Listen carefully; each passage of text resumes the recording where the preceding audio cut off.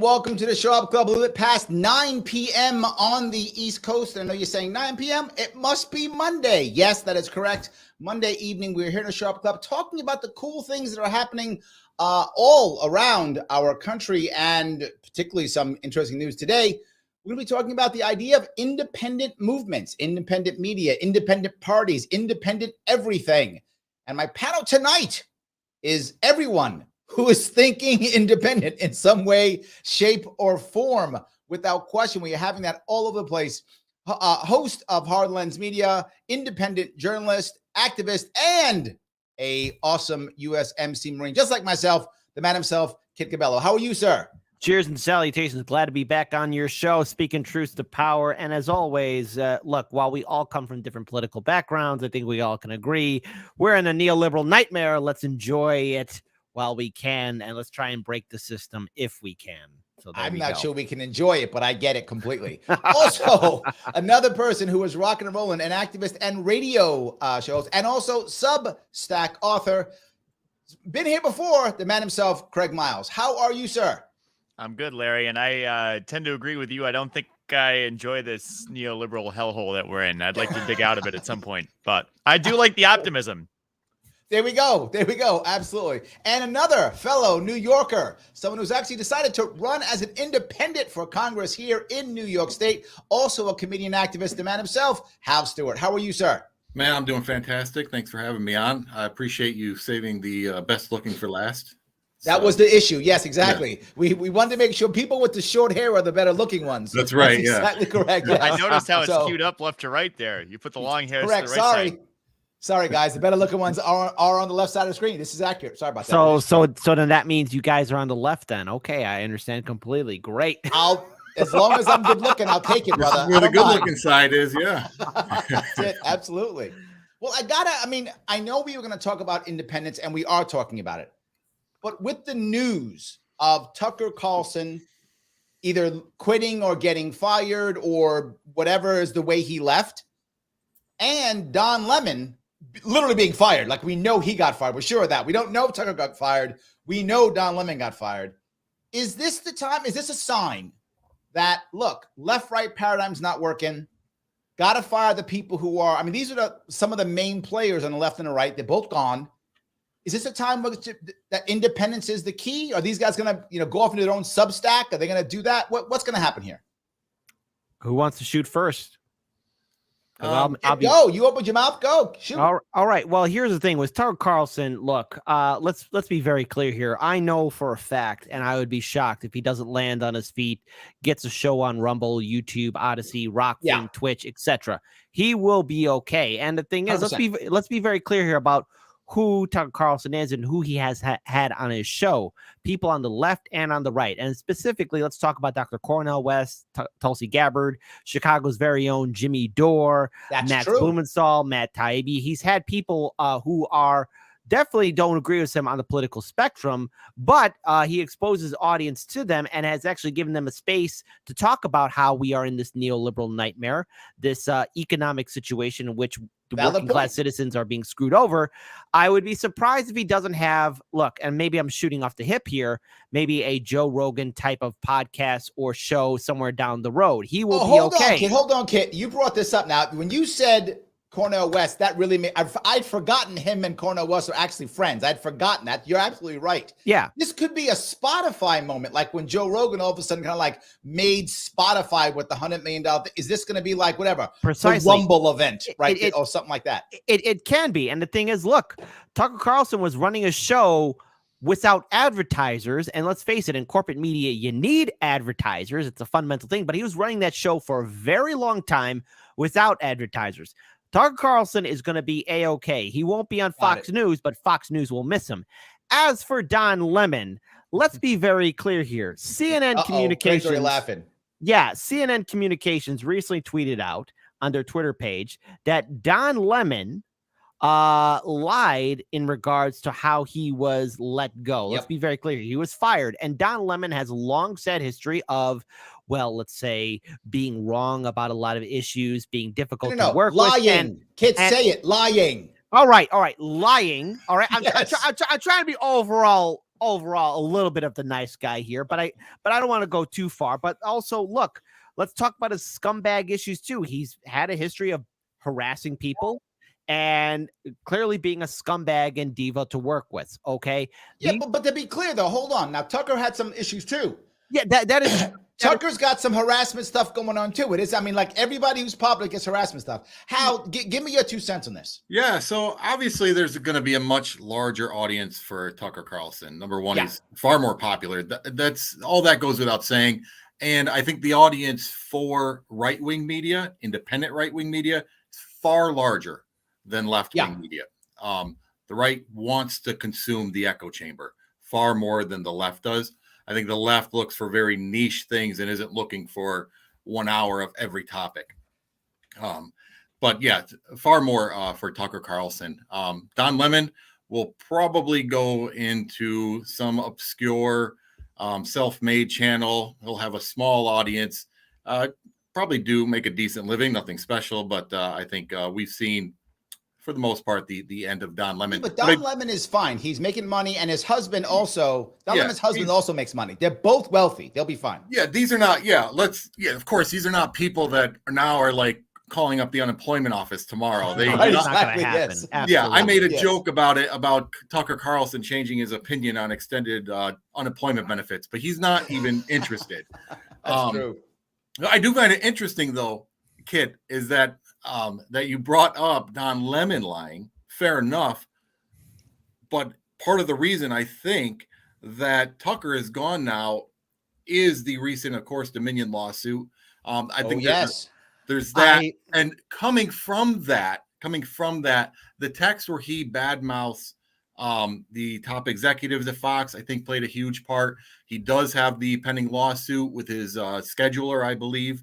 That's right. Abby Grossberg. That's correct. Yes. So he's got a few things going on right now that I think, I see it, Kid. I see you there, eager to jump back. Let me get Craig in here too. I know you think. Yeah, because this isn't in defense of Tucker. It's just more of, look, last week Tucker, and I'm not quoting RFK Jr. here, did cross a lot of red lines that would probably maybe be the final Rubicon for Tucker Carlson in his career. There's a lot of other issues that, yes, everyone brought up is factually correct, but maybe those things last week were the things that finally were the straw that broke the camel's back. I was shocked in his last show when he was doing that whole kind of like joke about, what if we were lying? We would never do that. Fox would never lie. He was doing that. All corporate media have been saints. They've never lied to us. Name one incident where the establishment lied to us. Never lie. You're right. They love us, Kit, 100%. So, but he was actually doing that, and I thought, wow, it's great. Craig, go ahead. I'm sorry. We've been yapping. Go ahead, Craig. No, I'm pretty much of the same opinion. Tucker's gonna be fine. Fox is screwed. What does Fox have now? I mean, like, I disagree. People keep saying that. Fox does something better than CNN, not even close. MSNBC's pretty good at it, but Fox is amazing. Fox has a bench. Fox goes out of its way to make a bench. On the weekends, they have people who are showing up. They got the Five, they got Gutfeld, they got Waters, they have Fox Business. They got Kennedy, they got people over there. Fox has a deep bench. And to think that they're going to go away, no way. Fox will be fine too. They have that time slot. They have that time slot as well. And you think back, they are the poster child for losing your biggest star and rebounding. You think Tucker Carlson is big. Bill O'Reilly was larger. They replaced him with no problem. They will be fine. Well, the thing is, maybe this is kind of the beginning of the end of the major pundit that you would see on establishment media. And the reason why I'm saying this is because, okay, look, you can rebound. This is true. Fox News is, let's face it, more popular and can have more entertainment shows and segments than CNN or MSNBC. This is not up for debate. Fox News is, yes, number one. But the thing 100%. is, let's look at the consumer, the viewing audience. Can a show replace what Tucker had built? Because the thing is, you need somebody who can run a show without advertisers. Advertisers run the whole freaking show in corporate media, whether you're in Fox or MSNBC or any of the others. You need that money. Tucker Carlson was able to pull it off because he brought in the views. He was an MVP. And yes, Bill O'Reilly was popular. But the thing is, when you remove somebody like Tucker, who brought in people who definitely don't fit in with the Fox News corporate political perspective, how are you going to replace that? That's the thing. Who's your next Michael Jordan? Who's your next Kobe Bryant? I'm going to give you the answer. I'm going to give you the answer. Okay. You got to remember something here. Fox News isn't making that much money off advertising. They're making their money off cable subscriptions. That's where their cash comes in. Their advertisers are minimal. They make more money can off also cut their cable too. Deals they make. That's correct. But what Fox has done better than the others is Fox Nation. CNN Plus failed miserably. Fox Nation was savvy.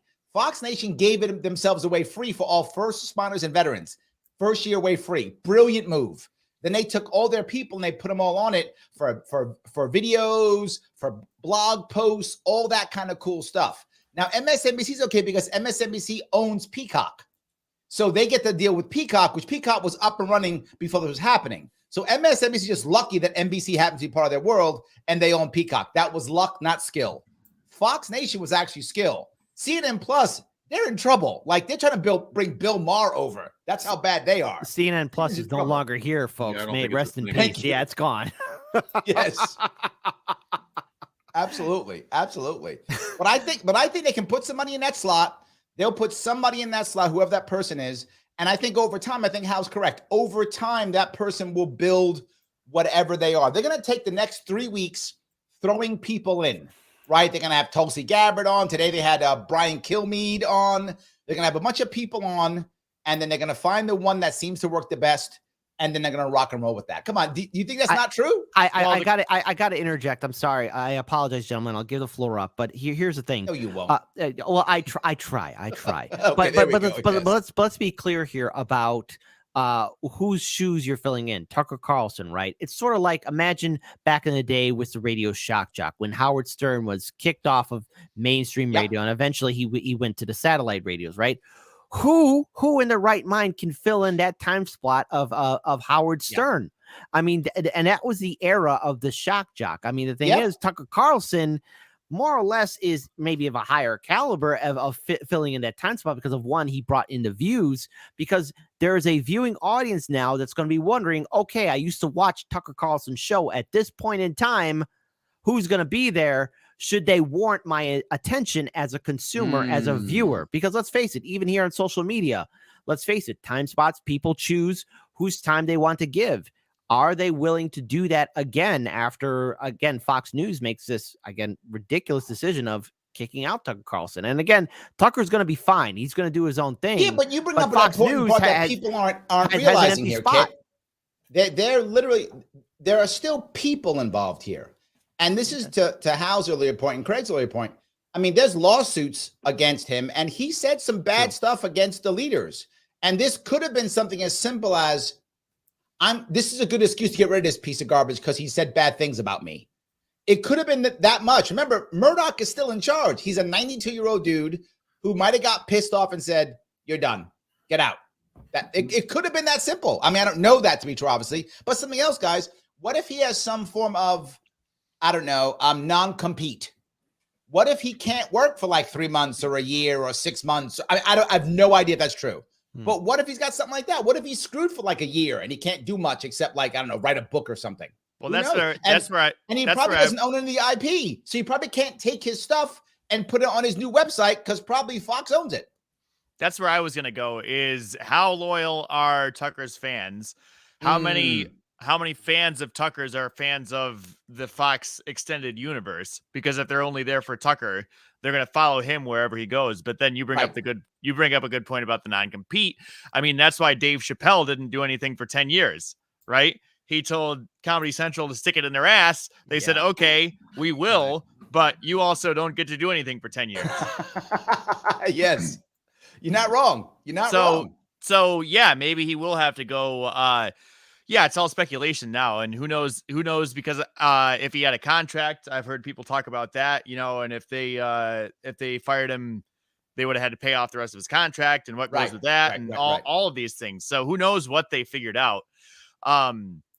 But yeah, Tucker is a force to be reckoned with. And also anyone that wants to talk smack about Tucker, I saw a lot of lefties on Twitter.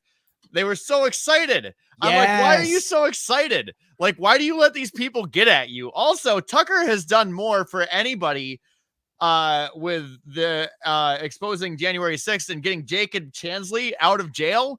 He's out of jail because Tucker Carlson. That's true. Good point. He literally got a guy out of federal prison within the past month. And you're like, yeah, this guy sucks. He's a fascist. I'm like, he just got him out of the fascist gulag. He's not a fascist. Like, what are you talking about? He could be both. He could still be a fascist and get a guy out of a fascist gulag. I mean, you could be both. I'm just saying. I guess. He could be both. I think he's actually I think he's actually full of it. I don't think, and I think some of the text kind of showed this. I think he knows his audience. He knows he's an entertainer. He is not a journalist. He's not a news guy. He knows his audience and what he has to say. Paul, I think Begala, his old Crossfire host, was interviewed and talked about it and was talking about him that the Tucker he sees now is not the Tucker he knows. And it's, and it's to be fair, I mean, it is what you build a personality the same way, and this is the same way I feel about Candace Owens. That's not who she really is. She's playing a role the same way Hulk Hogan played a character. Right. Oh, no, she's not. Candace Owens is actually a horrible person. She really is. No, she's really a horrible person. Maybe she's a different kind of horrible, though. She might still be a horrible person playing a different kind of horrible person. Oh, okay. So she's a different horrible person. Okay, maybe. Right. She's a horrible person playing. Yeah, for sure. Like another horrible person. Okay, it's fine. Yeah, I do, though. To Craig's point, I saw a lot of people are very excited about Tucker and fine, whatever. You didn't like his views, but just to everybody's point, except for Kit's, somebody is going to replace him. Somebody else will be in that time slot, and you'll have a whole new person to hate. I mean, why not just stick with the guy you know? You already know his mannerisms. You know what it is you hate about him. Now you got to learn a whole new person. Well, what if they're really nice? Now you got to hate somebody that you like. Oh. Well, here's the thing about, and someone speaking from the left here.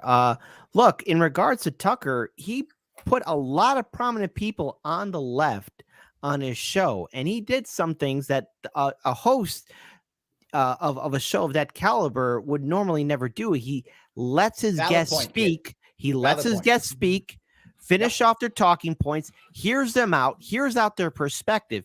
You would assume that perhaps maybe because of how we've all seen corporate media, that the right-wing Fox News host would be like, oh, you're a left-wing nutcase. No, he let Dr. Cornel West speak. So many truths. Tulsi Gabbard, Jimmy Dore, and so many others. Tucker Carlson gave a platform to a lot of people on the left, and the people who went on his show were smeared by those vote blue no matter who sycophants who have Trump derangement syndrome. So in other words, I view Tucker Carlson being kicked off of Fox News as a detriment because here there was only one corporate media. And again, Fox News is corporate, just like CNN and MSNBC and all the others. 100%. But on that platform, the left was able to speak out of mind, calling out the Democratic establishment and the Republican establishment for what they truly are. You're going to make me feel bad for Tucker. Stop. No, look. And Tucker's going to be fine.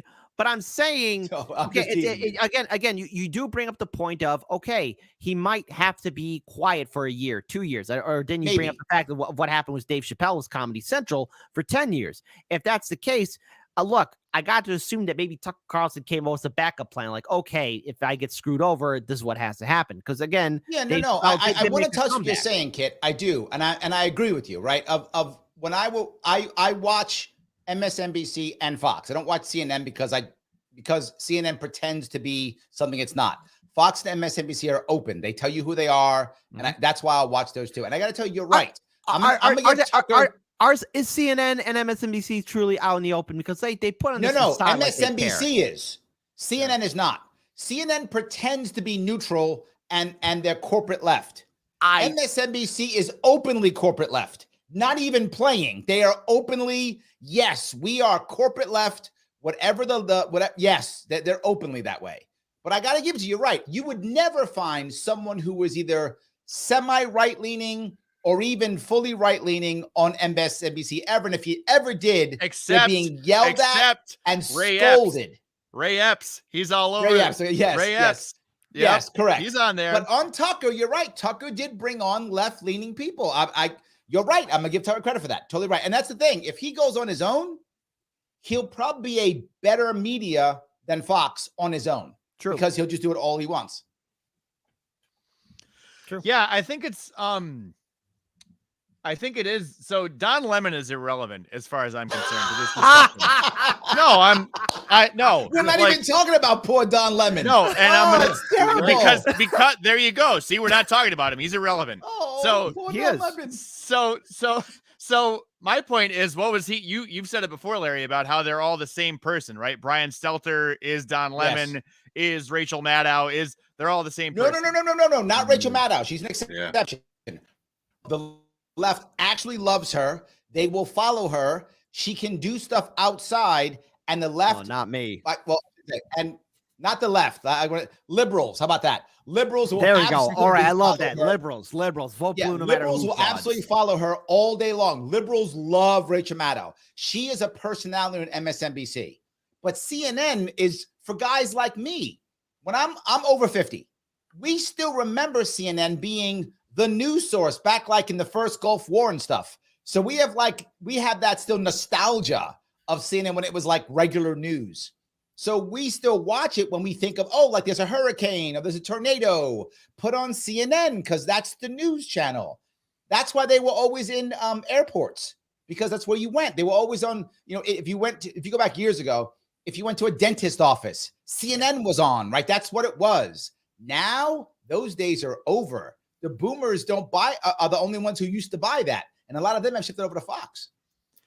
Yeah. So my point was, the CNN, I don't know. I feel like that's kind of just like a distraction right now. The real news story is the fact that Tucker, like Kit was saying, was bringing you're reaching across the aisle, and that's unusual. That's unusual in politics. It's unusual in media. It's very unusual, and the people are loving it. Tulsi Gabbard loves to go on there. Jimmy Dore loves to go on there. Mm-hmm. Jimmy has become a lot more amicable to people like Rand Paul and Ron Paul. He used to beat them up, So hold on, Crick. Are you saying that he's actually turning the liberals and the left over to him? Well, yeah, he's part of it. I think the whole hashtag walk away, right? Where people are leaving the left and saying these guys suck. It's a symptom of that. They're like, well, I can't go on MSNBC. That's where they call them the shit libs. That's where the shit libs live, right? Like, I'm not going to go there. Yes. I can't go to CNN. That's garbage. Like, Fox News is my only place.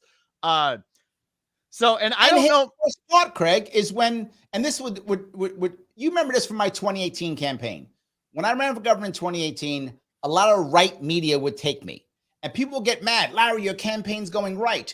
No, the left wouldn't talk to me. We begged them to go on. Can I please go on your show? Will you come on my show? I'll go on anywhere you want. And they just would either totally diss me or not talk to me or even insult me. The right would let me on. It was that media or no media. And then when I went to the left, then got mad at me. How come you go on the right media? I'm begging you to go on your show and you won't bring me on. What am I going to do? Nothing? They're like, yes, just die. I'm like, I'm not just going to die. So I'm going to either go on the right media or you can let me on yours. And I feel like that's what's happening. So I'm glad you brought up 2018, because when we were starting off Heartland's Media on the streets, and in 2018, when we finally got on radio, we interviewed a lot of people who were socialists, Greens, and yes, libertarians. But I got a lot of pushback from the activist community by saying, you should not interview libertarians. You should not have these people on your show. To which I'm saying, well, we got some libertarians running for office. I need guests on my show. Why are you running? Tell me who you are. Did they give you a reason, Kit, or was it just because they didn't like libertarians? Okay, so one short story. I'll make it quick. One person who was an activist told me, you don't have enough women on your show, to which I interviewed at the time 5, I think, or 3 libertarian women on the show. I mentioned, well, hey, I interviewed these libertarian women, and this person got so offended she walked away. I was like, well, wait, don't they count? They're women. They're running for politics. They might be libertarians. But look, if you're running for office, I need to know who are you? Why should we care? You seem like an interesting person. I might not agree with you, but you're running for office. You're a third party candidate. And so, yeah, Hardlands Media interviewed a lot of libertarians, and we still do. Green Party, socialists, all that kind of stuff.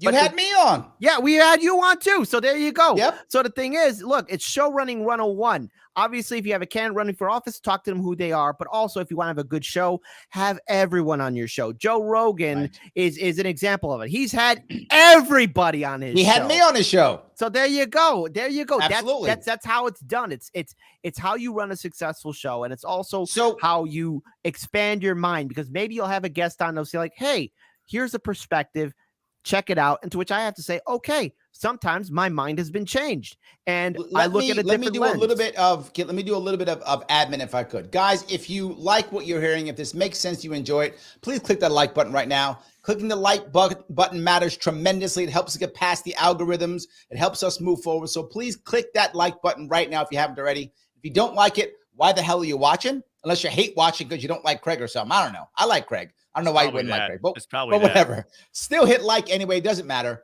And if you're watching on Twitter, please retweet this right now. Literally click that retweet button right now.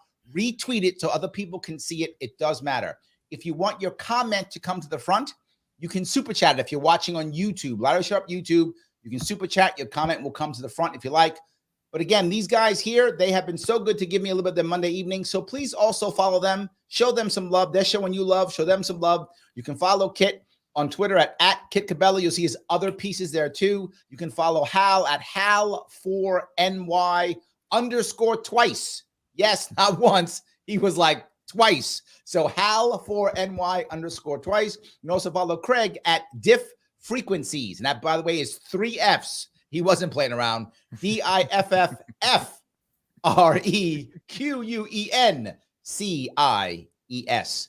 So I just want to make sure that we got some of that admin taken care of, guys. I appreciate that. I do have a comment on what Kit just said about the well, don't those libertarian ladies count?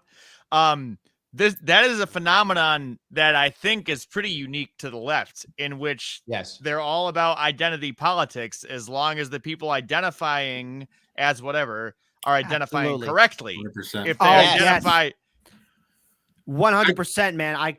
Sorry, I don't mean to interrupt, but I have to agree. Yeah, I've seen my fair share of hypocrisy amongst the activists or the social justice warrior industrial complex. Just yes. Yeah, it's not the left or the right. I think it's these people. I call them chronically online. They live in this world, and it's not just the left and right. It's whatever it is you believe, libertarian. Why you insult me, Hal? Yeah. Were you attacked there?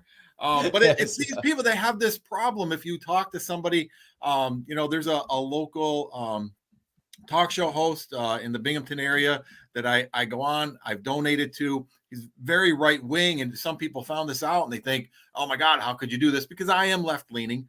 What's his name? They think, Michael Voss. I love Michael Voss. He's been on the show like 3 times.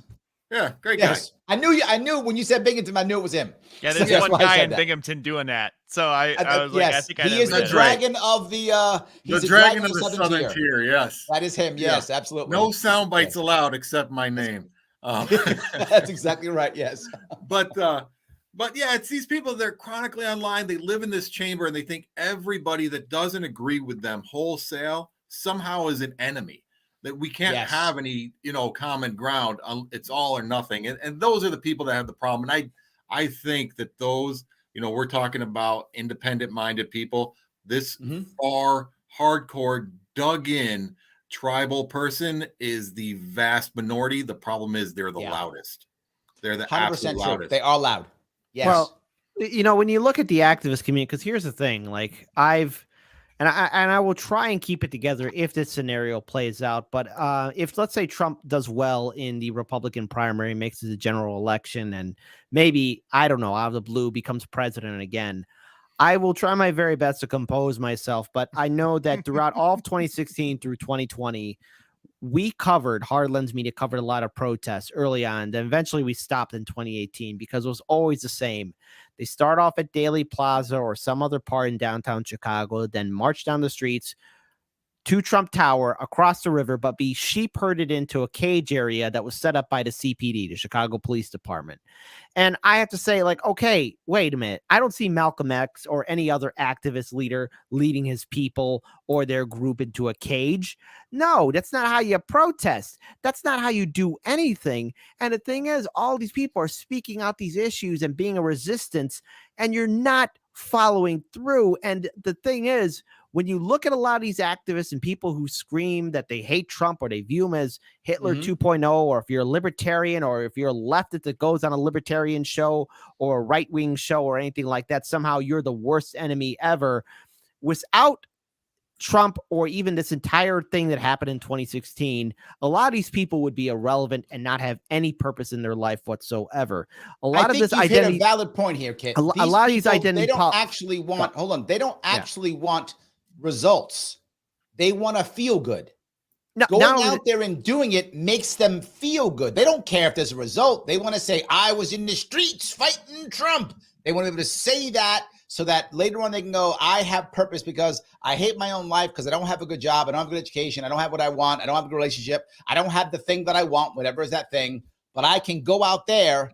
It's much easier for me to go worry about someone else's problem than to fix my own problem. Right? Way easier to do that. And the thing is, when you have people with that mindset, not only do they not want to get anything done, but when you try and offer a solution, it's viewed as the highest offense, because the thing is, the whole idea is to make Americans' lives better. Right now, Americans are struggling day in, day out. 100%. Isn't the whole goal of calling out the establishment to eventually stop, to where like you break the system? Look, it's one thing to vilify Trump. I just want to own the lib. Yeah. That's all I want. Trump is, let's face it, he's not the best person in the whole wide world, but I could think of numerous Democratic and Republican lawmakers that are far more vile, far more vicious, and far more brutal than Donald Trump. And these people have been in politics for decades. And the thing is, no American is really calling them out, because they have, a lot of these politicians have perfected the neoliberal mask. And all right, hold on, Kit. Yeah, I want to take a couple of comments because people are commenting. I want to grab a couple if I can. Joe says, the biggest name in evening, Larry Sharpe. I think he means evening news. He put red. Yeah, he means news. There we go. Larry Sharpe. I can be red if you want. I don't care. Whatever you want. I can be red. Whatever. As long as I'm the biggest name. That's all I care about. Yes, I'm the biggest name. Red and white ring. There you go. I'll take it. David says, Christos Anesti. For those you don't know, a couple of weeks ago was Greek Easter. And Dave is Orthodox as I am. So yes, happy Easter for those of you who celebrate the Orthodox Easter. Yes, happy Easter. Absolutely. So yes. You must be excited about the new Cleopatra movie. You wanted to trigger me, didn't you? You wanted to trigger me, didn't you? You wanted to trigger me. For those of you who don't know, now I'm going to go off, Craig, because you just got me triggered. Here we go. The new Cleopatra movie on Netflix, they make Cleopatra black because they say, well, because she's African. Now, for those of you who don't know, and this is why I bring this up, the rulers of Egypt at that time were not Egyptian. They were Greek. From when Alexander came and conquered Egypt, they were Greek. So in reality, Cleopatra was Greek and Persian. From her family background, she was Persian, Greek, Macedonian. Greek. That's correct. Sorry, yes, Macedonian. It was a Greek lineage that came out of Macedonia, and depends upon whether you're Macedonia or Greece, how angry you get, which one is which. But anyway, they're all Greek-ish. I'll say that. Hellenic, for those of you who know, Hellenic. And so that was a Greek family line, not an African family line.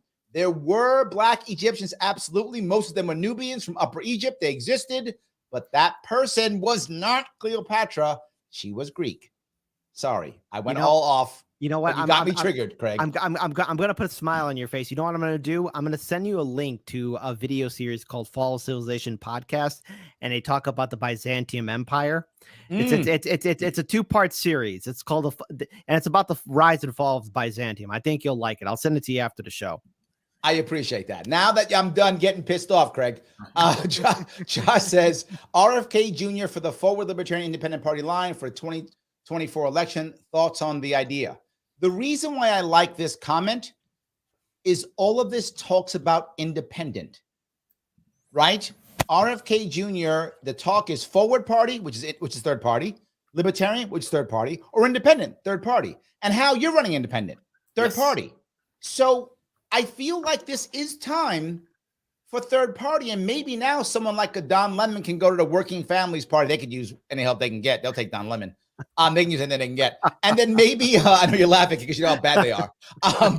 Or maybe someone will take Tucker Carlson. Who knows? Maybe some independent party will take him too. Who knows? Any thoughts? So, Yeah, go ahead, Hal. I was just gonna say the biggest hurdle for any independent candidate is the two major parties. Yes. You know, you look back to Governor Ventura when he won. Yep. What propelled him? What was the mistake the parties made? They let him in the debates. Yep. They 100%. gave him validity. They gave him credibility. They will never make that mistake again. You look here in New York, for me to get on the ballot, which is the most important thing to start off. That's if I don't get on the ballot, I know everything else is irrelevant. It's 3,500 signatures for my petition. That's what I need. You better believe if I don't show up with 10,000, I'm not getting on the ballot because both parties will go in with all their people to go through and try to get me off. And so that's I'm aware of that, Hal. I spent $400,000 last year and couldn't get on the ballot. Yeah, believe I'm aware of it. Yeah, I understand that you already know the game. And so that's the biggest hurdle. And I think the parties know, the two main parties, they know that the country as a whole wants another option. I mean, just look, we've got Trump and Biden on a collision course for round 2. This is the first time in history the front runners for both parties are below 50% approval. And 70%, I saw another statistic, 70% of people that were whatever the poll was, they're like, we don't want to do this again. We don't want to do this again. 70% didn't want Biden, 60% didn't want Trump. And absolutely. I think, last time we had about 60% of the eligible voting population vote. I would expect if we got round 2 for it to dip 55, 54%. Well, I don't know if you heard, the Democrats have actually said no debates. Yeah, Democrats are doing no debates. That is a huge red flag. The Republicans have pulled out of the joint debates. Republicans might do debates within their primary, but they're not going to do any debate. But they've already said they pulled out of the presidential commission for debates. And the Democrats say we're not even doing debates at the local level. By the way, for those of you who care, Libertarians will be doing a forum this Wednesday right here on Sharpe Way with 4 Libertarian president candidates. So we aren't doing that, but the others, they've already ignored it. So go ahead, Craig. I didn't mean to interrupt. Go ahead. I was just gonna say so that news broke today or yesterday or whatever it was about how they weren't going to do the debate, right? But that's been a discussion at least for a month now, if not longer, that I've been aware of. I saw a video on Twitter of some lady, I don't know, she did a TikTok, and I don't know if she was a pundit or who she was. But she was like, no, we can't primary Joe Biden. That's the last thing democracy needs. She said that. She said the last thing democracy needs is more democracy. And we don't need that. Totally. Oh, yeah, I know you're talking about. Yeah, you saw it. Yeah, that crazy nutcase blonde lady yelling in her kitchen. Yeah, she was in her kitchen or something. Yeah, somewhere like that, yeah. And then someone said that to her, like, oh, really? Yeah, less democracy? And she's like, that's not what I meant. I'm like, these people, they just say things. They say the buzzwords, and they say Trump is bad for all of these buzzwords. Anything that might possibly elevate him just the slightest bit is bad for everything. So don't even think about it. This goes to what Hal just said, right? The idea is they want the two-party system, right? The two-party system, I don't have to do anything except say other guy bad. Yep. That's it. I don't have to solve anything. I don't have to make anything work. I don't have to have any new policies. I just go, look, I'm not the other guy, and that guy's clearly Satan incarnate. And you don't want Satan, do you? Well, so of course, pick for me, and that's it. Well, the thing is, too, let's look at what's being presented before us, because we're so used to seeing debates and conversations throughout all of the presidential election cycles.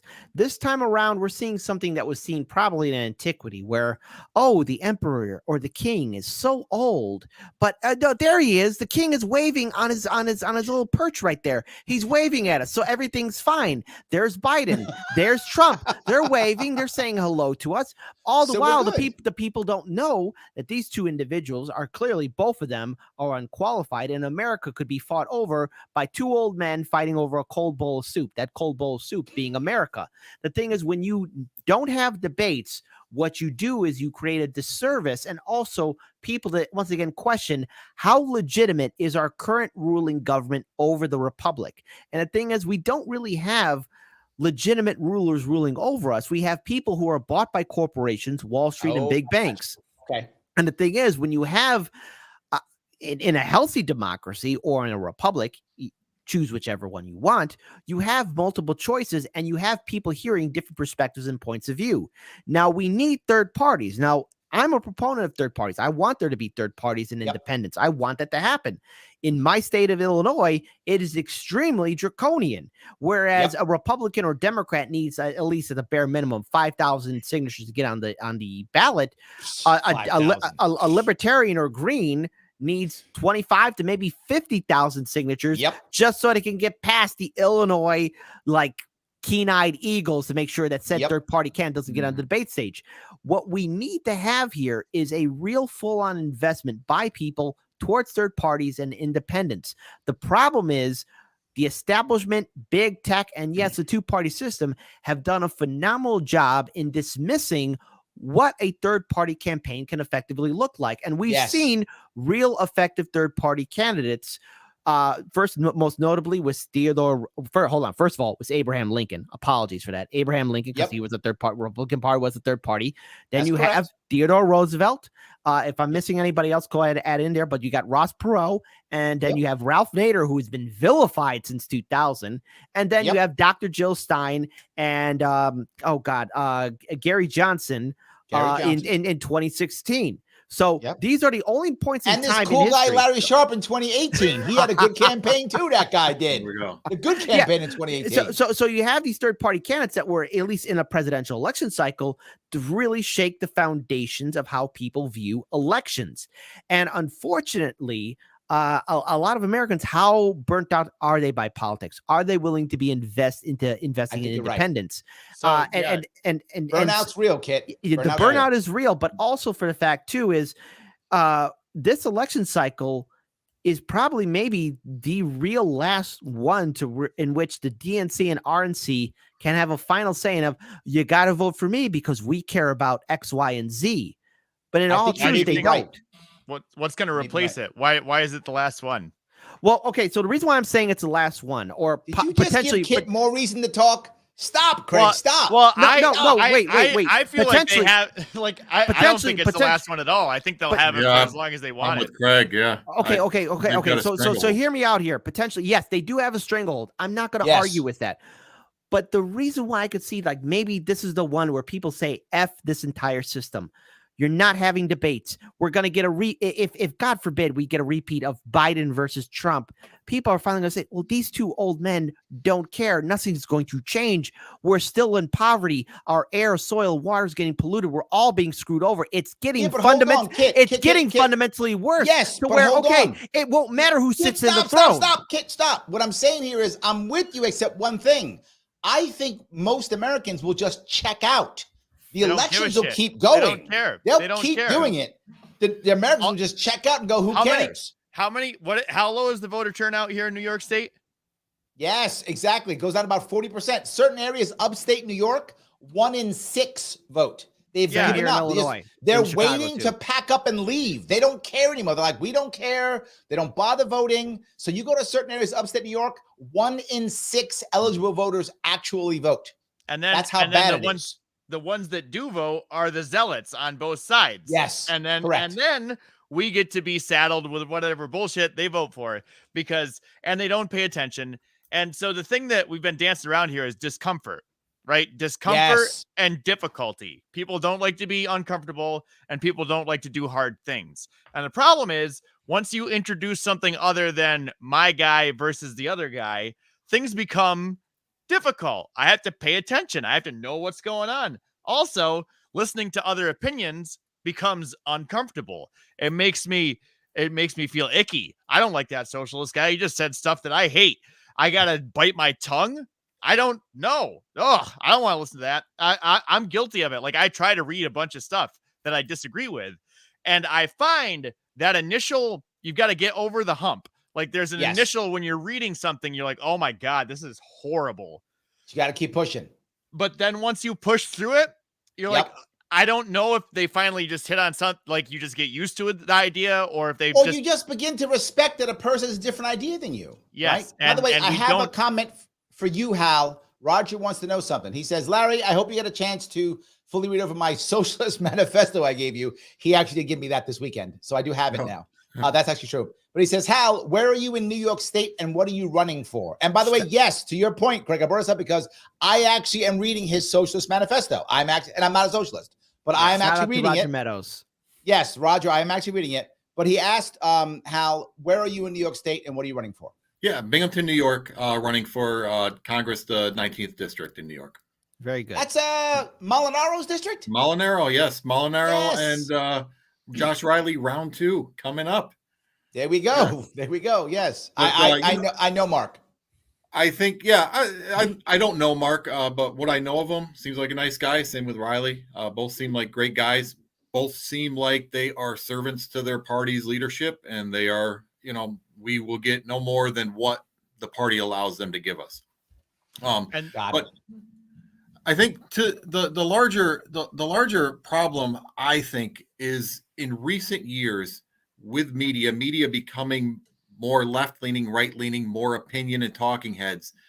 The parties have done a really good job at using that to their advantage. And so if you turn on the news these days, what do you see? You see people arguing. Today, we've got Mr. Left, we've got Mrs. Right, and they're going to talk about this issue that really isn't that important. But this is what they're going to do. I disagree, Hal. I don't think we see them fighting. We see them all saying the same thing. I think we see them arguing, and I think even more than me seeing that, the person who doesn't tune in all the time, when they tune in, this is what they're seeing. They're seeing arguing and bickering, and my point is right. No, my point is right. And I don't know. It's weird to me that seems like something you don't see when you turn on cable news. Hal, I got to tell you, I don't see that at all. What I see, this is what I see cable news, right? I see, hi, I'm on left-leaning show. Let me tell you the news on how bad the right is. Coming on for reaction is Craig, left-leaning guy, to tell me how right I am on how bad the right is. And then he comes on and says, yes, the Democrats are evil. They're terrible. I hate them. And I go, yeah, I hate them. Then bring another guy on who's going to tell me how right I am. Yes, Larry, you're so super smart. You've said everything correct. Everything you said, you're so awesome. I go to Fox News and get the opposite, except to your point, Kit. I think Tucker didn't do that. But watch a Hannity show or a Rachel Maddow show. It's the same people who believe what they say coming on, and they actually say it. We're bringing on so-and-so for reaction. Well, not for information. You get not for anything, but for reaction. Hold that thought, Kit. I'm sorry. Hold that thought. You do get some of that, but I think you get plenty of arguing. And I know that because I watch it, and my wife will come in and she'll be like, "Oh, they're just arguing again." And what my point being is that the people that aren't dug in, that minority that we talked about at the beginning, America is largely independent. And you see that in places like Kansas and Kentucky, North Carolina, where they have Democratic governors. Kansas voted to affirm abortion rights. The country is not as dug in as people think, but the loudest voices are. Yeah. And so it turns off the people that are in the middle that might consider a third-party candidate. So when it comes time to vote, the parties have done their job. They've pushed out the third-party candidates. They can't get in. And so now the people that weren't paying attention, that might have considered that third-party candidate, they're not there. Now they've got to vote. Or they already voted for the lesser of the two evils. I run into this all the time with the voting. The early voting now in New York State, when you're out trying to beat the pavement at the last minute, like, oh, I wish I knew about this guy before I filled out the petition 2 weeks ago, or before I filled out my ballot 2 weeks ago. I would have voted for him, but instead I voted for one of the two assholes because I thought I only had two choices. Right. It happens all the time. The system is rigged 18 different ways, and that's the problem. Is it's rigged and everyone knows it's rigged, but they don't want to take the time to understand it, and they want to try it once and have it work. They did this with Larry, where people voted for him once and then they said, he didn't win, I'm never going to do that again. And it's like, what are you talking about? Like, you were all gung-ho. You said this system is terrible, I'm going to leave it, except I'm not going to leave it. I'm going to come back. Yes. Yes, absolutely. So let me do a little bit of admin if I could. Guys, again, if you're watching and you like what you're hearing, then click the like button. That button does matter. You got to click it so I can get past the algorithms so that people can notice this so we can keep growing. So you might think it doesn't matter. It does matter. If you haven't subscribed, if you're on YouTube, then please subscribe if you haven't already. Please do that. If you want your comment to get to the front, super chat it. If you're watching on YouTube, super chat it. It'll get right to the front. I'll pop it right out. Even if it's something dumb or silly, I don't care. I'll still do it anyway. It doesn't matter. I do it all the time. So, good. Especially, Craig's right. Especially if it's dumb or stupid, super chat. That's a dare. Sure. That's a dare. Let's see what that's you a can dare. do. Exactly right. If you're watching this on Twitter, then please retweet this so people can see it. It does matter. And lastly, if you would, please support the people who showed up tonight. Follow them on Twitter. See what they're doing. Click on their website. See what they're doing. You can follow Kit at Kit Cabello. And if you're listening to this, there's 2 L's. KITCABELLO. Please also check out Hal Stewart. It's Hal 4NY 2 underscores. And please check out Craig at Diff Frequencies. That's 3 F's.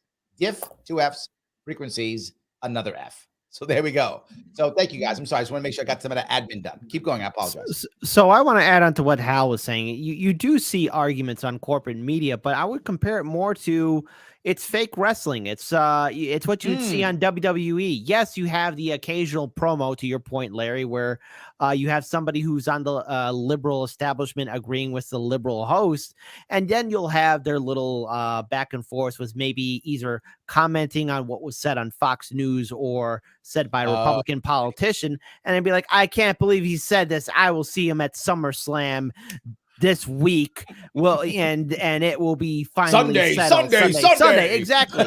And so the thing is that's what corporate media and Washington, D.C. is. It's one big show. It's SmackDown, it's Raw, it's WCW, it's ECW. It's one big show. All the while, we're all spectators witnessing this, but their actions aren't making our lives better.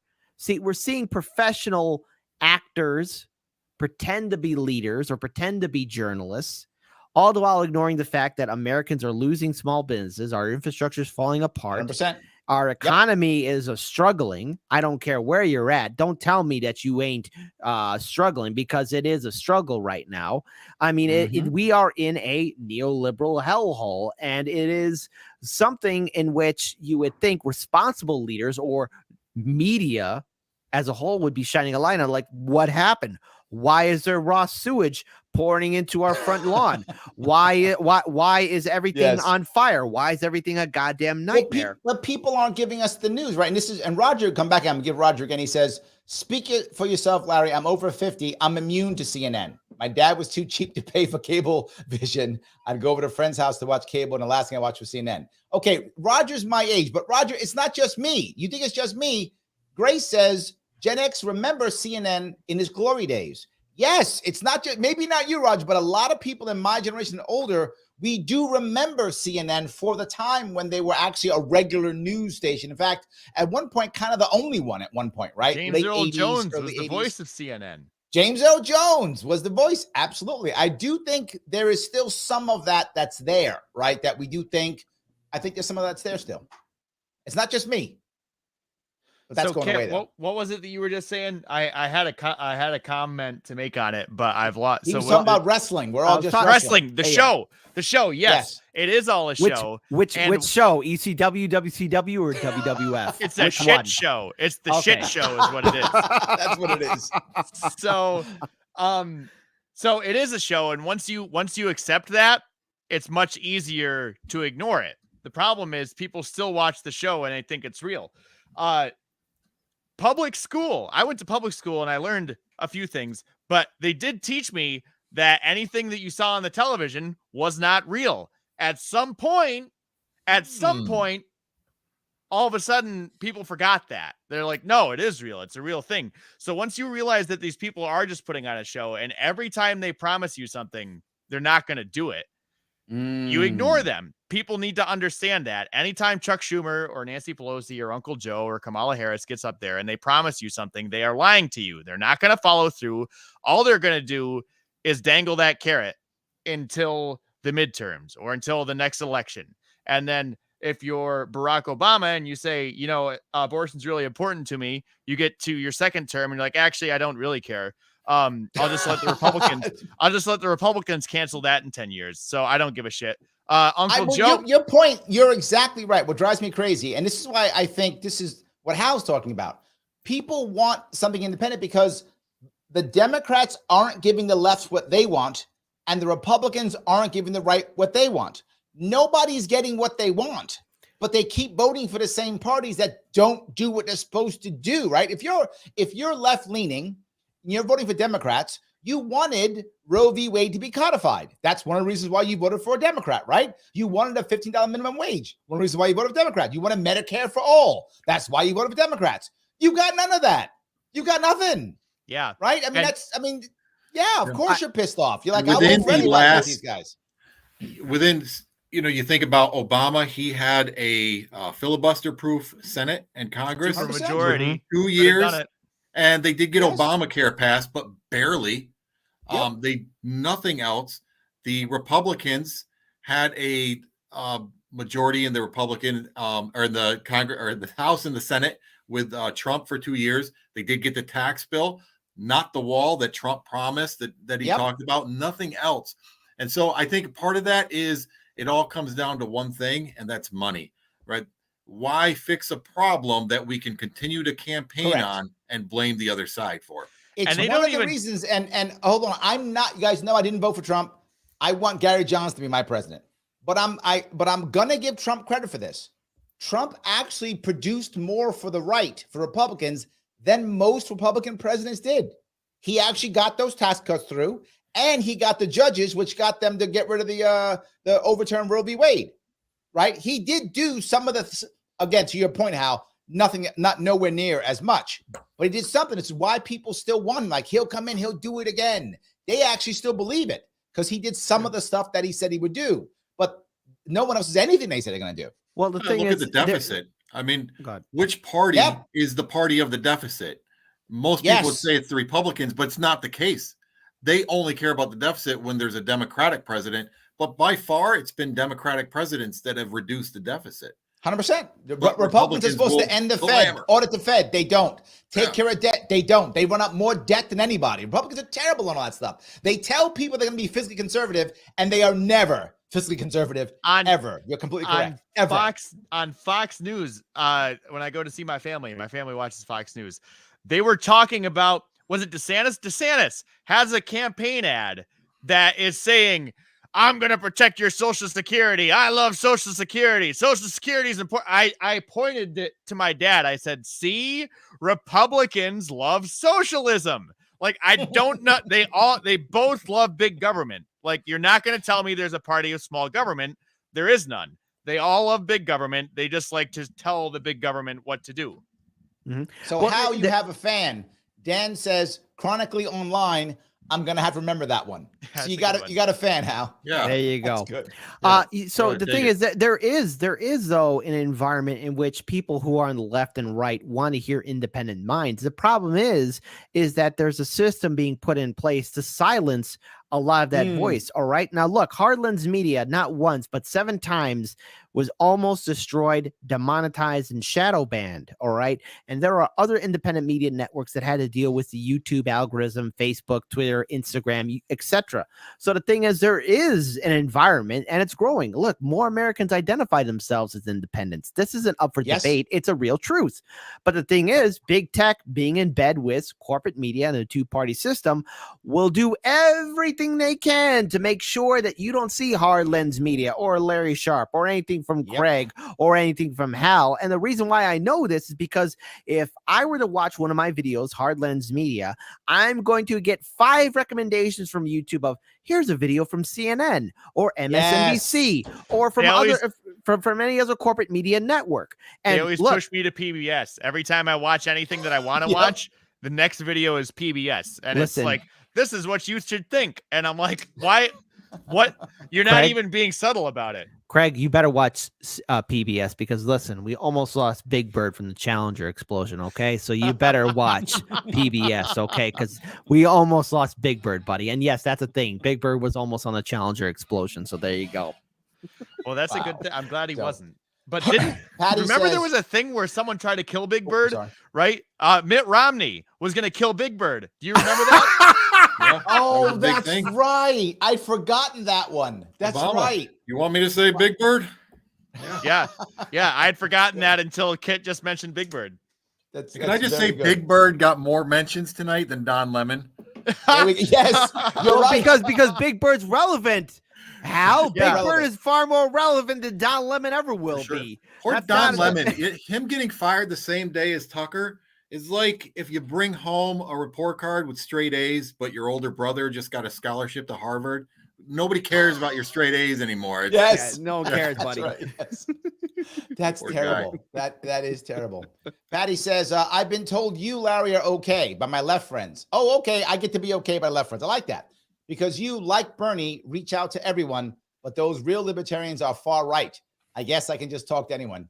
This is a good point you brought up. And I think this goes to what you talked about, Kit. When, for anything, whether it is someone who doesn't like someone because of an ethnic background, a gender or sexual minority, a political minority, whatever it is, the first step is somebody going, oh, maybe they're not all that bad thing. Maybe there's at least one that's okay. That's the first step, right? And then they go, well, let me talk to the rest. Because how many people, particularly in the 80s and 90s, all of a sudden thought gay people okay because their family and friends were coming out. And they were like, oh, my cousin's gay? I didn't know that. Oh, my brother's gay or whatever. Or they saw a gay person on TV, then one of their friends came out as gay. And they're like, oh, maybe they're not all whatever bad thing I think. And I think that's a good point. When you have someone show up who is not the stereotype that you've decided that they are, you then go, maybe I should talk to other people. Maybe there's other ones that are good too. And I think it's a critical piece. So this is a big deal. This is something that the two parties do really well too, is trust in me. Like, it's like Ka from the Jungle Book, right? They hypnotize these people and you will give your life for Donald Trump, or you will defend Uncle Joe sniffing small children until you're blue in the face. And you'll scream at your neighbor or you'll scream at your uncle. You can't even have Thanksgiving anymore. They're dividing families. They're dividing communities. And people don't have a family. They don't have a community anymore because Don Lemon told them to hate their uncle instead of, okay, well, he's a little weird. I don't like what he has to say. It's and they're inserting themselves between you and your family and the people that actually deal with you. They don't even know you. They're just some face on a television. Absolutely. 100%. Yes. So I had some people talking about the queens and stuff. Let's see. Grace says Cleopatra was my first big fat Greek queen. That's actually funny. It's actually funny. And then Joe says Macedonian. Yes, the Alexander was Macedonian, but the Ptolemaic Greeks weren't necessarily Macedonian.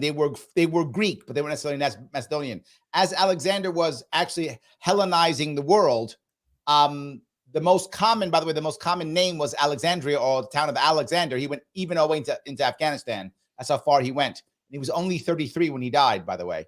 He Hellenized the world to include conquering Greece. Me feel good, Larry. Yes, in a conquering Greek. And by the way, just you say that's actually a thing. I believe maybe it was Napoleon. He looked upon a statue of Alexander and said, look at what he had done at 33. I have done nothing. No, that was Caesar. That was Julius Caesar. Was that Caesar? That was Julius Napoleon. Caesar. Yeah, no, that Here was we go. Julius Caesar because he sighed because Alexander was in his 20s when he conquered, and Caesar, I think, was in his mid 40s. Yes. And he was very distraught about it. But also, side note about Cleopatra, the Cleopatra that we're all talking about is Cleopatra the Seventh. There were That is 6 correct. other She's the seventh. Cleopatras. There were 6 other That's right. Cleopatras. Cleopatra was absolutely a crazy common name back in those days for the elites, and most of them married their own sisters and brothers in those days. Yeah, look at Sounds the like the skeletal remains. Targaryens. Yeah, look That's at correct, the skeletal yes. remains of King Tut. That, oh my God, he was Yes. horribly deformed. Jesus. Absolutely. And Joe says, wasn't Queen Elizabeth German? Indeed, she is. In fact, the entire British line is a German line. They changed the name during World War I. It is literally a German line. They brought Germans over. They said, no, we don't like those Germans. Nine. Correct. In fact, That's correct. Nine. Most of the British royal family is actually German. In fact, the King George III, I believe, was the George that we were fighting in the Revolutionary War. His first language was German. English was his second language. Well, So that's the case with most of those European. Well, the advantage now- was, again, we're doing history lessons. Dan saying, I love a history lesson. Let me keep doing it then since you like it so much. the Germany is a very young country. People don't realize that. Germany became a country in 1871. So it's a very young country. So prior to that, there were literally dozens of Germanic states and principalities, all of them with their own kings and queens and princes. Therefore, there was so much royalty in the Germanic states that whenever you had a problem, you could just grab a Germanic prince or Germanic princess to fill your royal line because they all had royal blood. That's why so much of the royalty is Germanic. That's why, because there was so many princes and princes there. In fact, during World War I, the King of England, the Tsar of Russia, and King Wilhelm II of Germany were all cousins. And that goes back to Ludwig. That's correct. Goes back to Ludwig II of Bavaria. Absolutely. Yes. Exactly. So I think anyway, good history lesson for you guys.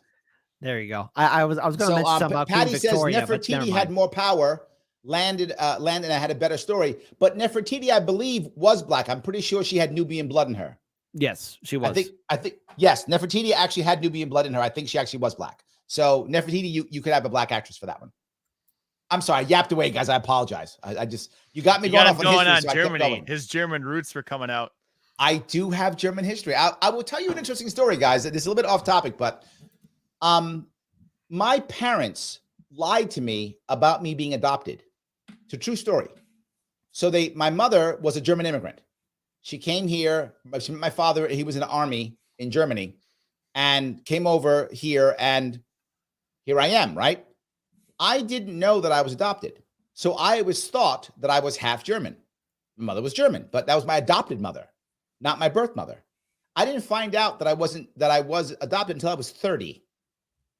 Literally, my father already passed. My mom I was thinking about looking for my family because I was getting older, and I thought, let me see if there's any, issues, what's going on with my father. She's like, he's not your father. I'm like, what? You're not your father. Because my parents got divorced when I was 2. So I thought my divorced father was my father. I said, oh my God, am I not German? She's like, I don't know. So I did 2 different DNA tests. I did a 23andMe, another ancestry, something or other, whatever I did. And come to find out, totally random, I am actually German. Just total luck. I could have been anything. I have no idea. That's all those German princes running all around. See, that was it. It's all them damn German princes everywhere, screwing everything up. And so I got a little German blood in me. So I'm actually German anyway. So yes. And I do know that from the black side of my family, that my family actually comes from modern day Nigeria and Cameroon. The slaves that came over from that area. I'm black on my father's side. So I do know that. So I actually know because of 23andMe, a little bit of my background. So interesting story for you guys. Yes, I did not know. I got to quote Dave Davis here. Blackadder's response to British as Queen Victoria was, so your father is German, you're half German, and you married a German. For those of you who don't know, Blackadder is a BBC comedy. So yes. Great stuff. Yes, my favorite episode was this Witch Hunter Smelter. Blackadder was a riot. Absolutely a great show. Witch Hunter. That was bloody milk. Bloody milk. So Joe brings up it's 5,000 plus petitions for U.S. House seats in Florida. So he's actually got more than you. Is that for somebody? Is that for somebody with ballot access or non-ballot access? No, not ballot access. Yeah, not ballot access. So yeah, 5,000. So yes, absolutely. Yeah, the best part. I guess. I was just going to say the best part about the petitioning is you have to wait until the Democrats and Republicans get all their signatures. And then the people that signed those petitions can't sign your petitions. So they get to have theirs first. Just another little way that the system is rigged. It's just, it's death by 1,000 cuts. Again, the key is to get, if you think you're going to get the minimum and get on the ballot, you're out of your mind. If you think you're going to be even 1,000 over, you have to be more than double to have a chance and to hope, because somebody changed an address, they got their address wrong or some misspelling, whatever they can do, and you'll get attacked from both sides. They'll both be happy enough to avoid it. And then the other side of that, if the debate threshold is 20%, you could be at 20% and they see that and they're like, oh, we're going to make it 25 this year. Yes. So the odds are well, I want to bring up this piece, right? And because you brought this up, I'll go back to the independent piece, because the reality of it is I think you're going to see debates. And the reason why I say it is independent media is going to want to have debates. How do I know that? I'm doing it. I want it. And other co-moderators are coming on board and doing it with me. What debates are really about is not about anything except ad revenue. People want ad revenue. I've said before and I'll say it again. If Kanye West had run an actual campaign, obviously he didn't, but if he had run an actual campaign for president, he would have been in debates. Because I'm 100% sure I would have watched those debates with Kanye in them. And I know all three of you would have watched them too. So we all would have watched those debates. No doubt we'll watch that debate. And CNN and Fox knew that we would all watch that debate. So they would have had Kanye in that debate so they can get the ad revenue. Now, if there wouldn't have been a debate commission, they would have simply made their own town hall or presidential forum or whatever. They might not have been official debates, but they will have them. How do I know this? In 2016, when Gary Johnson was running, CNN had Gary Johnson and Bill Weldon a couple of times to test the waters, to see how well. They had them, if you remember, they had a couple of town hall with Gary Johnson. That wasn't because they loved Gary Johnson. They didn't care about Gary Johnson. That was to see if Johnson and Weld could pull an audience. If they could pull an audience, they would have fought to get them into debates. That's what was going to happen. Sadly, they weren't exciting enough to pull a big enough audience, so it didn't work. But if you remember right after that, when they had like 19 different Democratic people running for office, and then decide what was the top table. Mm-hmm. Yes, you remember that? They had two different separate debates.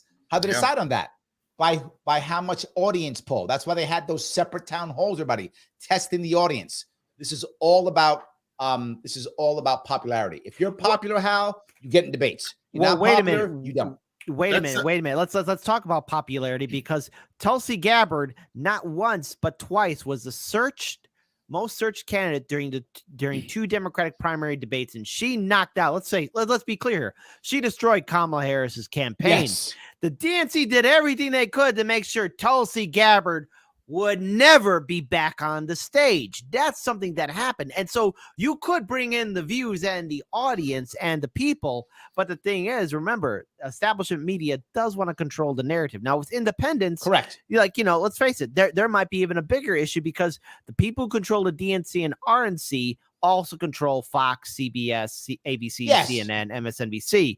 So the thing is, you could bring in the people, you could be a frontliner, but if you are too good, they'll quiet you right away, because Tulsi Gabbard, not once but twice, Google did everything they could to suppress her in regards for people searching to find out more about Tulsi. And that's something that happened in 2020. I think though, I think Tulsi had her own share of flaws, and I think she was more interesting than popular.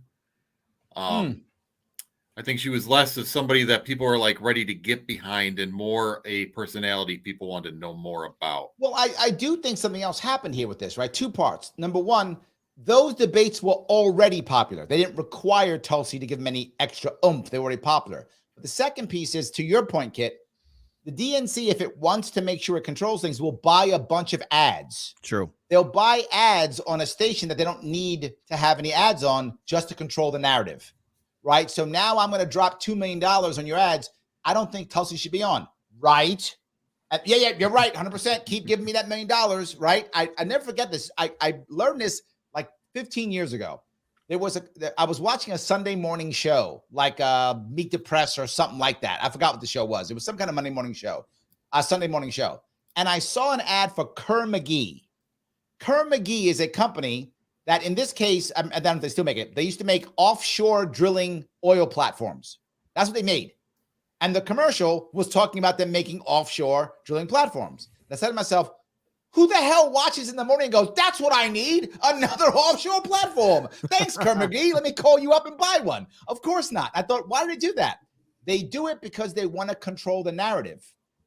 So now if you start saying bad things about oil companies, I'm going to pull my advertisement. So I keep and every break was the exact same Kerr McGee ad. Every break. And I was like, man, they have thrown a lot of money at this. Oh, yeah, you're not going to say anything bad about oil companies because you're going to lose all the ad revenue. So I guess I'm just reinforcing what you're saying, Kit, right? They will buy all the ads to make sure you do what they say. Yeah, and another thing that happened in those debates was Kamala Harris called her future president and vice president, said he was a racist. Said Joe Biden is a horrible racist. Horrible racist. And now they're best friends. They're besties. They tweet and they take pictures together. And so that just gets back to like Kit's whole it's all a show, right? And Tulsi said that. Kamala said that. They asked Kamala, they said, hey, how do you like being the VP? You said Joe Biden was a horrible racist. And she said, yeah, that was a debate. And it's like, correction, Craig. She said it like this. It was a debate, and then she did her little Joker cackle. So then she did her little laughs. Yeah. That's just how it is, though. That's politics, though. I mean, it's whether I know in this case she became his VP, so it's a little more extreme, but you'll see that in the debates coming up between the Republican candidates. They'll talk smack, and then they all fall in line. At all levels locally, that's always going to happen. That's not it happened. You're trying to win, and then you don't win. Now you got to get behind your guy. And that's the thing that rubs me the wrong way the most about it, is because people don't acknowledge that. People are, it's just politics. That's just like, why are you encouraging that behavior? If that's an act, what else is an act? If it's all why is this just some beauty pageant where we get the nicest guy up there and then everybody else is like, oh yes, he is the queen. Like, I thought we were concerned about like actual problems, actual solutions. No, most people aren't. Yeah, this is the third time now it's come up that this is an act. This is WWE. This is, theater. I mean, how many of our politicians are there not to serve, not to solve problems, but to self-promote? Now they're running podcasts. Exactly. It is unfortunately a game. It's the stakes of elections are far greater than winning an election. But you wouldn't know that from 100%. Our politicians. So I'm going to both compliment you and insult you here, Kit. So please take it. I'm going to do both. Dan says, Bill Maher used to be my favorite liberal. I think Kit Cabello has knocked him out of that slot. Oh, geez. Kit does not consider himself a liberal. So you just insulted him by calling him a liberal. However, you're saying you like Kit. So he both insulted you and he complimented you, Kit. Well, I mean, you know what? Here's the thing. I don't take that as an insult. I'm not a liberal. I'm not a vote blue, no matter who. I identify myself more as a left-leaning independent. But okay, if you like me better than Bill Maher, I'll roll with it. Why not? There we go. All right, check he out just pulled a Kamala Harris. You see how he changed his tune? Would have benefited him. Yeah. There you go. Kamala Cabello. I love it. Check out Harlan's Media in the morning at 9 a.m. Central. You'll enjoy the show. We got a great lineup of stuff and things to talk about, and to get you righteously angry as you head to work in on the week. So there you go. There we go. Yeah. I like that. There we go. Craig, go ahead. You want to say something? Well, so just another note on those debates. If you watch the SNL, where they always spoof it, all of the candidates were like kind of normal, like they were quirky or whatever. But Tulsi Gabbard they made look I remember crazy. that. Yeah, You that's remember right. that? They did that. She, Oh my she, God. she was a supervillain. I'm like, see, I'm like, she's the threat. I'm like, everybody else is like semi-legitimate. Like, oh, I can see myself voting, but they made her like literally, like a Satanist or something. Like, I don't remember what it was, but she was like evil and had this crazy laugh and stuff. And I'm like, it's so subtle, but so blatant. Like, it's subtle if you don't, if you're not tuned in, if you're not the independent one on the outside. But yeah, it's crazy. So people like what you're saying, Craig. You got a bunch. You got Spot on Craig. You got Craig's on fire. You got a bunch of good ones, Craig. People like what you're saying. You guys are rocking. Good. I love it. But I do want to, if I could, I mean, I don't want to be totally this. I do want to talk a little bit about Don Lemon. I do. I don't want to talk about Don Lemon. I know, but a little bit. Only because, I mean, Well, wait, right? Larry. No if one's we're gonna be talking talking to him because of Tucker. But if Tucker didn't didn't leave, I don't know if he got fired. If Tucker Nobody would leave, still care about Don Lemon. No, we'd be dumping on Don. That's what tomorrow's would be doing, but we'd still be talking about him at least. So, is there? I've said something not years ago. Yeah, probably a couple years ago now. I said CNN is in trouble. They tried to become MSNBC, but MSNBC is already MSNBC, so that was a waste of time for them. I said what they should have become was a documentary channel. People actually watch CNN documentaries. They do a documentary on like Princess Diana or JFK or something. People actually watch those. In fact, those actually get more views than their news, right? When they have cool documentaries. And you can sell those documentaries to different channels and to different, people. You can sell it. Just you have a group of people who know how to research, right? That's what CNN had from back in the 80s and 90s. You still have those people here. Do documentaries, become a documentary channel. Sell your documentaries. People will watch it. They like it. Let MSNBC and Fox fight it out. I don't know. Am I wrong here? Here's the thing with CNN. CNN, look, to your point, was at one point maybe a powerhouse, but the thing is, they started coasting on their past successes and assuming people would go along with them. And then as the environment started to change, they started to quickly try and be hip and cool, all the while looking completely cringe. Let's be very clear. That's what happened to CNN. And in their mad rush to remain relevant, it led to their epic failure of CNN Plus. If that's not evidence enough to show that eventually CNN will end up as a dead industry, I don't know what does, because you have a streaming service that went bankrupt in one goddamn month. Here's the thing, and I will say this with absolute high confidence. Give anyone in the audience $100K of that billions of that $250 million that was put into CNN. Give anyone in your audience right now watching that, and any one of us right here, we can go miles and light years ahead with $100K from that $250 million that CNN lost and went belly up in 1 month. The people 100%. running that institution don't know what they're doing. The people they have spewing out the propaganda news are only there for the paycheck. They are completely irrelevant. Corporate media is in its downward spiral of extinction. It's not the end, but it's the beginning of the end, in which we can finally look at corporate media being the irrelevant institution for what it is. So it still has some staying power, point, Kit, but not this enough. Goes back to your original point. The idea of this might be the time where a guy like Tucker goes off and does something, the equivalent of the Spotify piece or something, right? Or the Joe Rogan thing.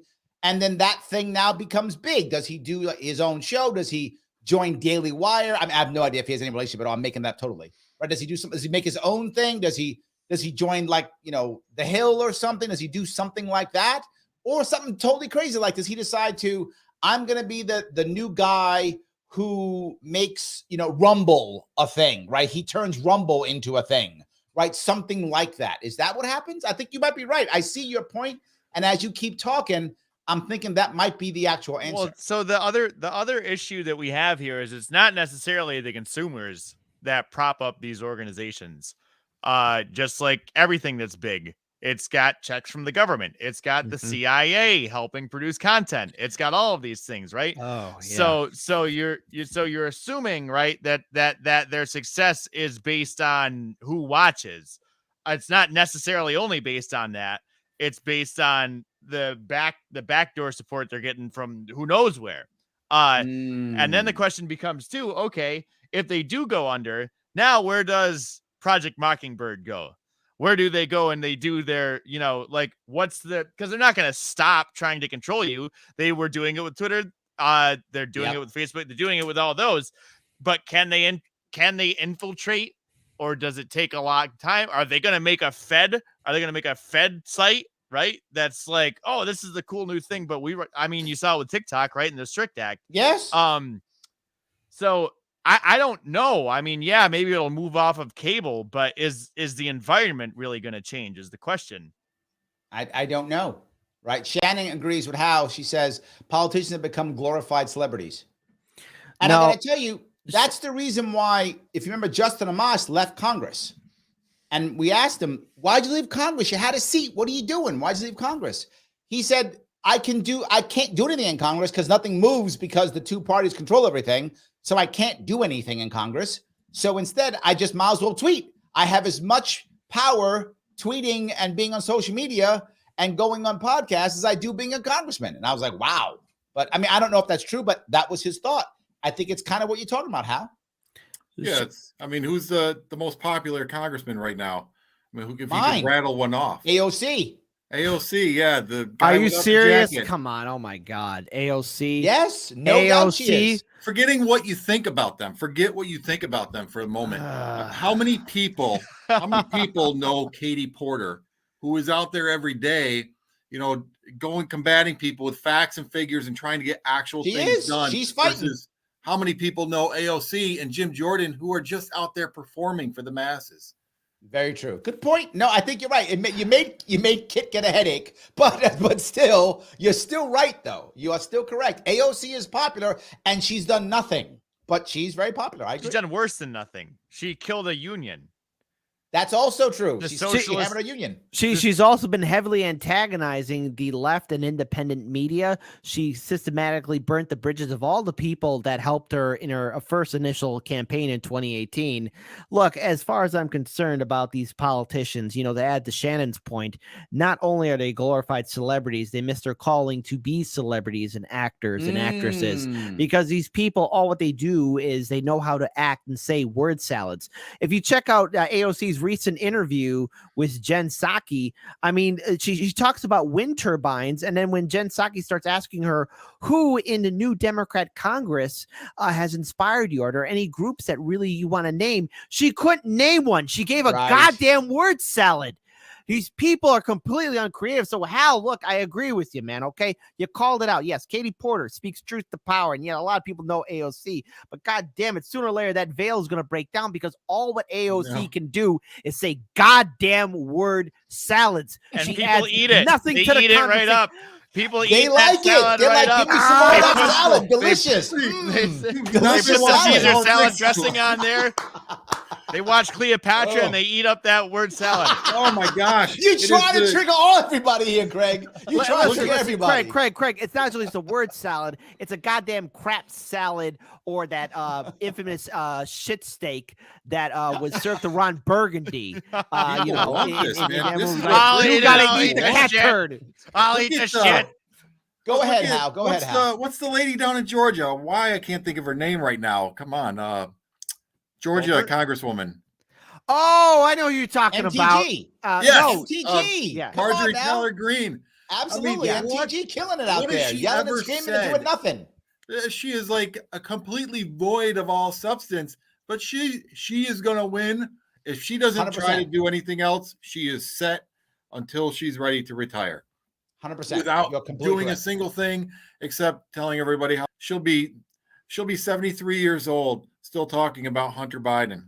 Are you sure she'll be 73? Because I've seen those workout videos she does. Sooner or later, she's gonna snap her back, and then she's gonna be like, come on. Those pull-ups. Those pull-ups are I listen. I don't know if Larry those served are, in the Marine Corps like with me, okay? That is not how you do a goddamn pull-up. That's all right? not. that is correct. a That's not. yeah. Yes. That that's ain't correct. it.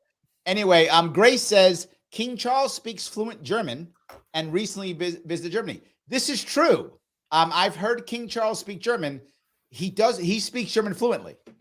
So yes, I mean, just like if you hear him speak German, if you're not German, you would think he's German. That is literally how fluent his German is. So absolutely correct. Yes. And then Roger says Germany has the oldest public bank, the Sparkhausen Federation. Germany also was the first country, believe it or not, to create a social security system in a modern world. First one. So yes, also true. So there we go. I don't know how we got into the history thing, but boy, we did.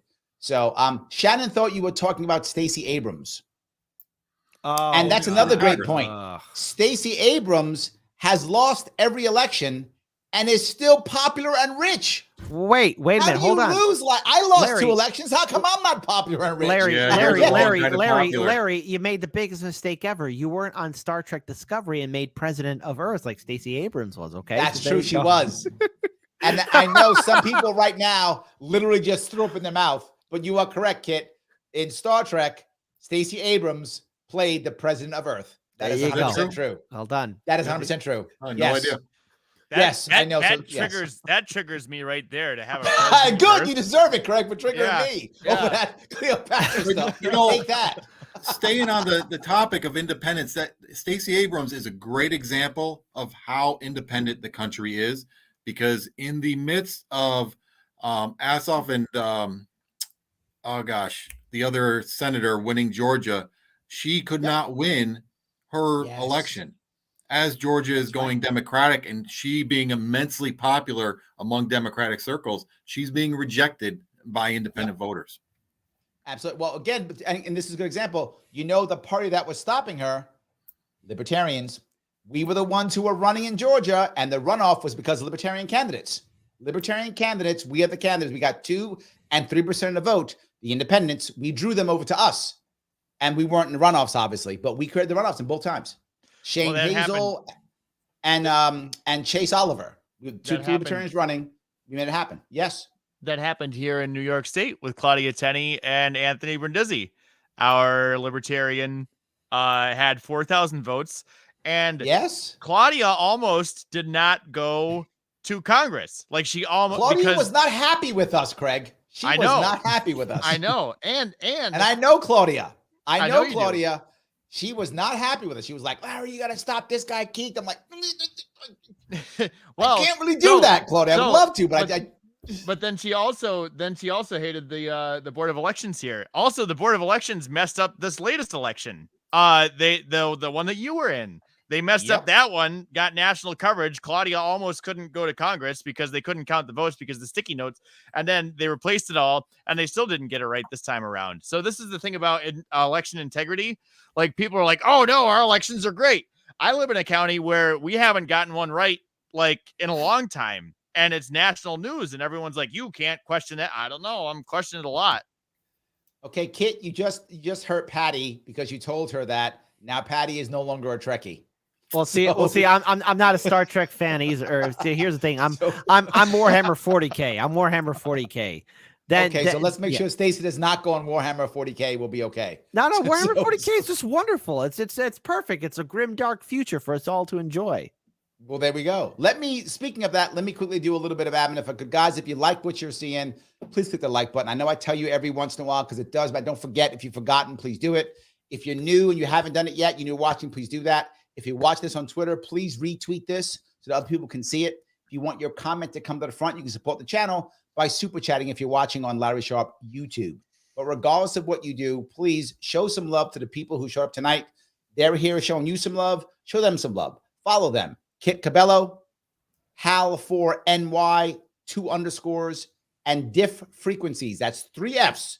Diff Frequencies to follow Craig. Follow them all on Twitter. They're all doing cool stuff. And Hal, do me a favor. Before we wrap this up, tell us about how we can find you and what you're running for. Let everybody know. So I'm running for Congress, New York's 19th district. Right now, I'm building out my social media. So I'm primarily on Twitter at the moment. So at Hal for New York, 2 underscores, and which is a play on our last election cycle where the district maps were constantly changing in New York. At least they changed twice. Yep. Right now, at the moment, to be an independent candidate, like I said, the most important thing is being on the ballot. So we are mapping out our petitioning strategy, and starting there before we even get into building everything else up, because that has to be meticulous, or it's all for nothing. We can go out and campaign for 2 years and then not make the ballot and say, write me in, and we will get 7 votes. And That my sounds mom will not be familiar, one of Larry. them. She's I not writing know my the name. feeling, Hal. I know Yeah. the feeling. Kit, Yeah. tell me what's going on in your world, brother. Well, Hardlands Media in this month of April, we made the change to be a morning show. We're live 9 a.m. Central Standard Time on YouTube, Odyssey, Rockfin, Rumble, and Twitch. We're fully investing into our different platforms of Rockfin, Rumble, Odyssey, and Twitch, as I said before, still being on YouTube, of course, but also we have brought on a lot of guests. Larry, I definitely want to have you back on too, because we have a TV show on Can TV, which is a public television network. And Hardlands Media is going on television as well. And my main goal is to do more documentary series and do more investigative and original pieces for my YouTube channel. And now more than ever, I'm willing to give a voice to the voiceless, and looking forward to the 2024 election cycle and covering the madness that will be politics in America. Don't worry, folks. It's only going to get progressively worse. There we go. Craig, tell us what you're doing. So I'm on different frequencies is the name of my Substack. I'm just kind of starting that up, so haven't been at that too long, but you can check out stuff there. I tweet every once in a while. I am not looking forward to the 2024 election myself, because I have seen too many horrible elections in the past 8 years, and this one is also going to be horrible.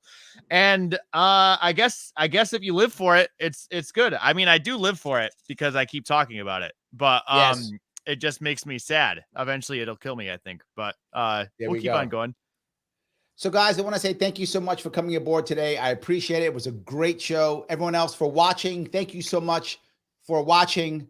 I will be back on tomorrow. Tomorrow I have my radio show. You guys know it's a call-in show out of WYSL, Rochester, New York. I'll be, if you want to call in, 1 p.m. Eastern. And also tomorrow at 7 p.m. Eastern, I'll be on Kennedy. So I'll be on news on Fox Business. I'll be on Kennedy at 7 p.m. So if you guys want to watch me then, I will be there. And Wednesday, I am having the Libertarian Party Presidential Forum, the second one. Very good. 7 p.m. on Wednesday evening. And Thursday evening, I have the one, the only mayor of Knox County, the man himself, Mr. Jacobs, a.k.a. Kane. He will actually be there for me at 7 p.m., another Republican/Libertarian leaning Republican on that case. So I will see you all